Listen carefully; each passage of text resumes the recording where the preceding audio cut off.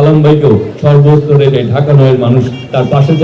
থেকে তাকে জয়যুক্ত করে দেন। নাগরিক সুবিধাগুলি আমরা মনে করি সালাম ভাই যেহেতু দীর্ঘদিন এই রাজপথের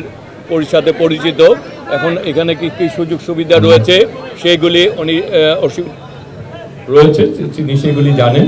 আমরা মনে করি যে সালাম ভাইয়ের হাত ধরে আমরা সেই কাজগুলি করতে পারবো। ঢাকা নয়ের মানুষের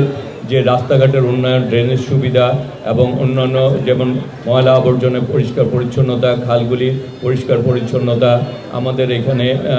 আমাদের এই খালগুলি মান্ডা এবং জিরানি যে খালগুলি রয়েছে সেগুলিকে উদ্ধার করে এগুলি দুপাশে ওয়াকওয়ের মাধ্যমে নাগরিক সুবিধাগুলি বাস্তবায়ন করা, আমাদের যে সকল মেন রাস্তাগুলি সেগুলি সংস্কার করা, অলিতে গলিতে আমাদের যে রাস্তাগুলি সেগুলি ড্রেনেজ ব্যবস্থা সুদৃঢ় করা এবং আমাদের এখানে যে ময়লা আবর্জনা রয়েছে সেগুলি সিটি কর্পোরেশন যারা পরিচ্ছন্ন করবো তারা যাতে এগুলি সুন্দরভাবে পরিচ্ছন্ন করে আমরা আমাদের ন্যূনতম নাগরিক সুবিধাগুলি বাস্তবায়ন করতে চাই এবং সেগুলি আমরা মনে করি সালাম ভাইয়ের দীর্ঘ অভিজ্ঞতা আমাদের সেগুলি বাস্তবায়ন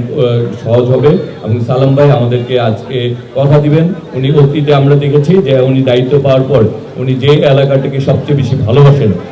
ওনার কর্মকাণ্ডে আমাদের ওনার সহযোগিতা মনে হচ্ছে যে তিনি ঢাকা নয়কেই সবচেয়ে বেশি ভালোবাসেন। সুতরাং আমি মনে করি সালাম ভাইয়ের হাত ধরে ঢাকা নয়ের মানুষের যে স্বপ্ন, যে চাহিদা যে